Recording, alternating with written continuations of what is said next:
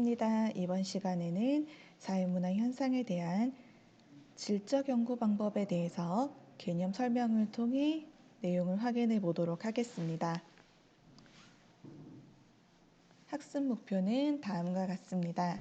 첫 번째, 사회문화 현상을 탐구하는 질적 연구 방법의 특징을 설명할 수 있으며, 두 번째, 질적 연구의 일반적인 절차를 설명할 수 있습니다. 주요 학습 내용으로는 질적 연구 방법이 무엇인지, 방법론적 이원론이 무엇인지 알 수 있을 것입니다. 지난 시간에 학습했던 양적 연구 방법과 방법론적 이원론의 특징을 잘 기억하면서 양적 연구와 질적 연구의 차이점을 비교하면 훨씬 더 명확하게 이해가 될 것입니다. 첫 번째, 사회문화 현상에 대한 질적 연구 방법의 특징을 알아보기 위해서 의미를 먼저 살펴보도록 하겠습니다. 질적 연구 방법은 행위자의 주관적 가치나 행위 동기 등을 심층적으로 이해하려는 연구 방법입니다. 양적 연구 방법에서는 계량화되고 수치화된 통계를 중요시했지만 질적 연구에서는 행위자의 내면적인 세계를 조금 더 파악하는 데 초점을 둡니다.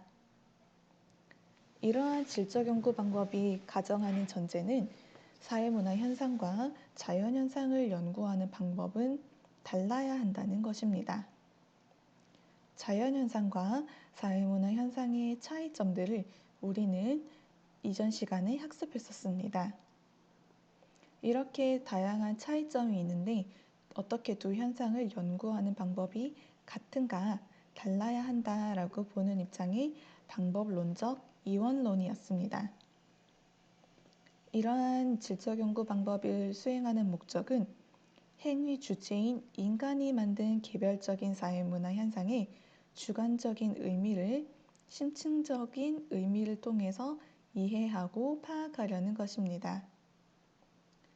즉, 사회문화 현상은 가치 함축적이기 때문에 어떠한 가치가 들어있고 그 의미는 무엇인지 파악하는 것을 주 목적으로 삼습니다. 이러한 질적 연구 방법이 가정하는 기본적인 입장은 행위 자체보다는 인간 행위의 이면에 담긴 동기와 의미를 이해하고 해석하는 것입니다.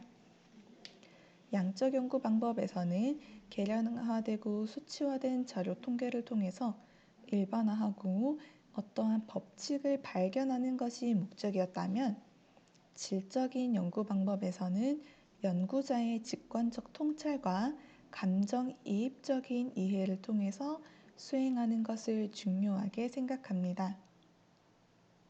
따라서 주관적 세계를 깊이 이해하고 수치화하기 어려운 영역을 탐구할 수 있다는 장점을 지닙니다. 양적 연구 방법의 단점으로 지적되었었던 인간 내면의 행위를 탐구하기 어렵다는 것을 질적 연구 방법이 보완하고 있는 것입니다. 따라서 사람들의 내면의 생각들을 알 수 있는 자료도 굉장히 중요시합니다. 수치화되고 통계화되지 않은 자료라도 대화로, 편지, 일기 등을 통해서 내면을 깊이 파악할 수만 있다면 이러한 자료도 중요시 생각하며 이러한 자료를 비공식적 자료라고 합니다. 그리고 또한 공식적인 자료에 숨겨진 의미, 그 행간의 의미를 파악하는 것을 질적 연구 방법에서는 더 강조합니다. 하지만 이러한 내면을 깊이 파악하다 보면 연구자의 주관이 개입될 가능성이 높아집니다.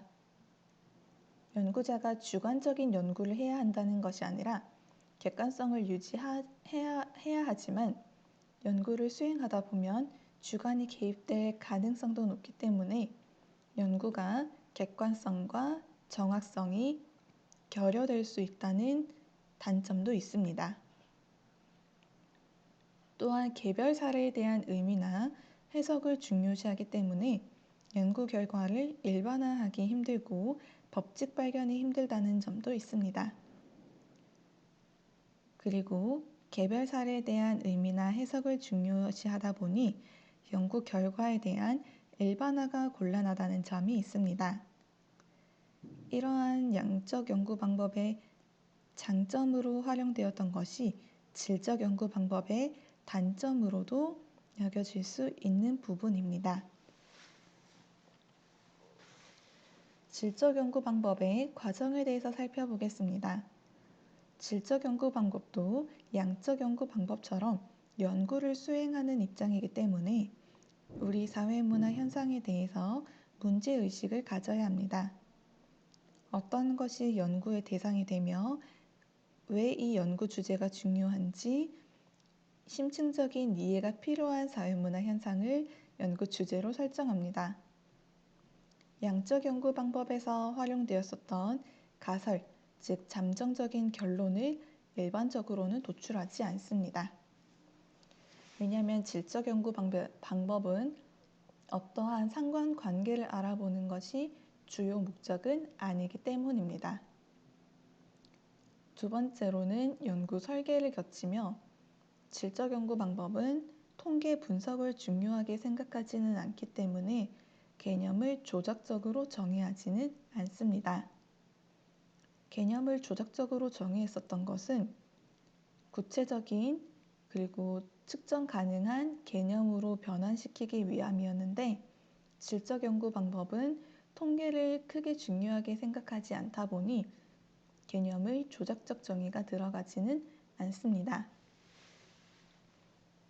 하지만 마찬가지로 누구를 대상으로 어떻게 자료 수집을 할 것이며 자료 해석 방법과 구체적인 연구 기간 등의 세부적인 계획을 작성하는 것은 연구 설계 단계에서 이루어집니다.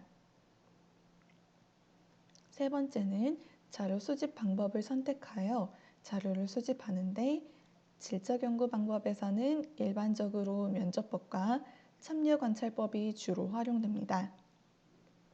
양적 연구 방법에서는 질문지법과 실험법이 주로 활용된다는 특징을 잠시 비교하면서 배웠던 내용을 떠올리면서 학습하면 더욱 좋겠습니다. 네 번째는 이렇게 수집한 자료를 바탕으로 해서 자료 처리를 하고 해석을 해야 합니다. 이때 필요한 것은 감정이입적 이해와 직관적 통찰입니다. 연구자가 이 의미가 무엇인지 파악하는 단계로 직관적 통찰은 논리적인 추론과는 다릅니다. 논리적인 추론은 이러한 원인이 있기 때문에 결론이 도출된다는 것이고 직관적 통찰은 전체적인 맥락의 의미를 파악하여 상황적인 분석을 하는 것이 주요한 특징입니다. 그리고 마지막 단계에서는 결론을 도출합니다.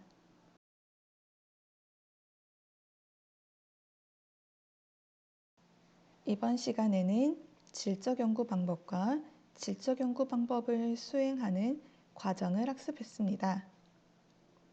질적 연구는 행위자의 주관적 가치, 행위 동기 등을 심층적으로 이해하는 데 초점을 두는 연구 방법입니다.